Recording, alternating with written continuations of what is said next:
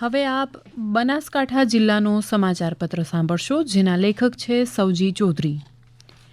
બનાસકાંઠા જિલ્લાના સરહદી વિસ્તારો વાવ, થરાદ, લાખાણી, પાલનપુર, દાતા પંથકમાં ભર ઉનાળે અચાનક વાતાવરણમાં પલટો આવતા માવઠાની ભીતિ સેવાઈ રહી છે.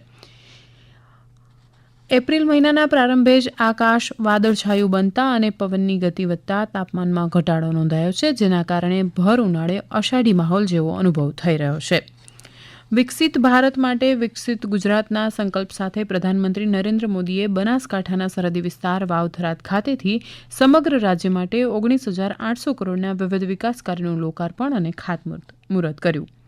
આ પ્રસંગે બોલતા શ્રી મોદીએ જણાવ્યું કે સુજલામ સુફલામ અને નર્મદા યોજના દ્વારા પાણીની તંગી દૂર કરી ખેતીને સમૃદ્ધ બનાવ્યા બાદ હવે ગુજરાત રિન્યુએબલ એનર્જીનું વૈશ્વિક કેન્દ્ર બની રહ્યું છે અને ખાવડા સોલાર પાર્ક દ્વારા ઉત્પન્ન થનારી 4 ગીગાવોટ વીજળી ખેતી અને ઉદ્યોગો માટે આશીર્વાદરૂપ સાબિત થશે.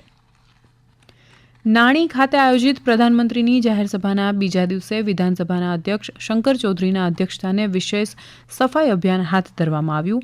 સેવા પરમો ધર્મના મંત્ર સાથે અધ્યક્ષશ્રીએ પોતે શ્રમદાન કરી સભા સ્થળ પરથી પ્લાસ્ટિક અને અન્ય કચરાનો નિકાલ કર્યો હતો. આ પ્રસંગે સફાઈની સાથે પર્યાવરણ અને જીવદયાના ઉમદા હેતુથી પક્ષીઓ માટે જળના કુંડા બાંધવામાં આવ્યા હતા અને કીડીઓ માટે કીડિયારું પૂરવાની પ્રવૃત્તિ પણ હાથ ધરાઈ હતી. આ અભિયાનમાં સ્થાનિક અગ્રણીઓ, યુવાનો અને નાગરિકો મોટી સંખ્યામાં જોડાયા હતા.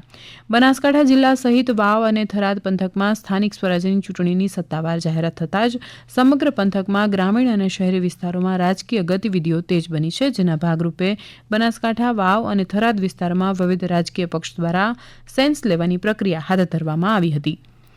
નિરીક્ષકો દ્વારા સ્થાનિક કાર્યકરો અને દાવેદારોનો લોકમત મેળવીને ટિકિટની ફાળવણી માટે પેનલ બનાવવાની કામગીરી પૂરજોશમાં ચાલી છે. શક્તિ, ભક્તિ અને આરાધનાના પવિત્ર પર્વ ચૈત્રી નવરાત્રિનો પ્રારંભ સાથે જ સુપ્રસિદ્ધ યાત્રાધામ અંબાજી ખાતે શ્રદ્ધાળુઓનું મહેરામણ ઉમટી પડ્યું છે. નવરાત્રિના પ્રથમ દિવસે મંદિરમાં શાસ્ત્રોક્ત વિધિવિધાન સાથે ઘટ સ્થાપન કરવામાં આવ્યું. આ વર્ષે ચૈત્રી નવરાત્રિ નિમિત્તે અંબાજી ઉત્સવનું આયોજન કરવામાં આવ્યું હતું, જેમાં સાંસ્કૃતિક કાર્યક્રમો અને લોકમેળાનો અનોખો સમન્વય જોવા મળ્યો હતો. રામનવમી નિમિત્તે જિલ્લાના વિવિધ રામજી મંદિરોમાં ભગવાન રામના જન્મ ઉત્સવની ઉજવણી કરવામાં આવી હતી. અંબાજી મંદિર અને આસપાસના વિસ્તારોમાં વિશેષ પૂજા અર્ચના અને શોભાયાત્રાનું આયોજન કરાયું હતું.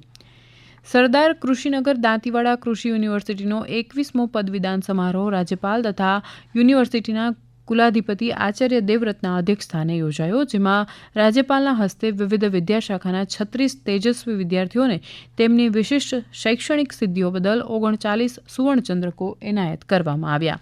ઉપરાંત યુનિવર્સિટીની વિવિધ ફેકલ્ટીના કુલ 510 વિદ્યાર્થીઓને પદવી એનાયત કરી દીક્ષિત કરવામાં આવ્યા હતા, જેમાં 302 સ્નાતક, 154 અનુસ્નાતક અને 54 વિદ્યાર્થીઓને પીએચડીની ડિગ્રી પ્રાપ્ત થઈ હતી. આ પ્રસંગે રાજ્યપાલે પદવીધારકોને અભિનંદન પાઠવતા જણાવ્યું કે પ્રાચીન સમયથી દેશમાં ગુરુ શિષ્યનો સંબંધ અત્યંત પવિત્ર માનવામાં આવ્યો છે. એક વિદ્યાર્થી પાસે સમાજ, પરિવાર અને દેશ શું અપેક્ષા રાખે છે તેનું ધ્યાન રાખવું જોઈએ. જિલ્લા આયોજન મંડળના અધ્યક્ષ તથા વાવ-થરાદ જિલ્લા પ્રભારી મંત્રી ઋષિકેશ પટેલના અધ્યક્ષસ્થાને તાલુકા સેવા સદન લાખાણી ખાતે જિલ્લા આયોજન મંડળની બેઠક યોજાઈ હતી. બેઠકમાં જિલ્લા આયોજન મંડળની વિવેકાધીન યોજના હેઠળ જિલ્લાના 8 તાલુકાના 1,416 લાખથી વધુના 426 કામો તથા જિલ્લાની એક નગરપાલિકાના 52 લાખના 6 કામો મંજૂર કરવામાં આવ્યા હતા. બેઠક દરમિયાન જિલ્લામાં પાણી પુરવઠો, રોડ રસ્તા, સ્વાસ્થ્ય, વીજળી, સ્વચ્છતા અને ગટર લાઇન સહિતના વિકાસ કાર્યો અંગે ચર્ચા કરવામાં આવી હતી. વિશ્વ ચકલી દિવસના અવસરે બનાસકાંઠા જિલ્લા પ્રાણી અત્યાચાર નિવારણ સોસાયટી દ્વારા અબોલ પક્ષીઓના સંવર્ધન અને રક્ષણ માટે એક વિશેષ પહેલ કરવામાં આવી. ઉનાળાની ઋતુમાં પક્ષીઓને હીટવેવથી બચાવવા તેમજ ચકલીઓની સંખ્યામાં કુદરતી પ્રજનન દ્વારા વધારો કરવાના હેતુથી પાલનપુર કલેક્ટર કચેરી ખાતે પક્ષીઘર અને કુંડા વિતરણ કરવામાં આવ્યા હતા. હમણાં જ આપે બનાસકાંઠા જિલ્લાનો સમાચાર પત્ર સાંભળ્યો, જેના લેખક હતા સૌજી ચૌધરી. પ્રસારણ આકાશવાણીના અમદાવાદ, વડોદરા કેન્દ્ર પરથી કરવામાં આવ્યું.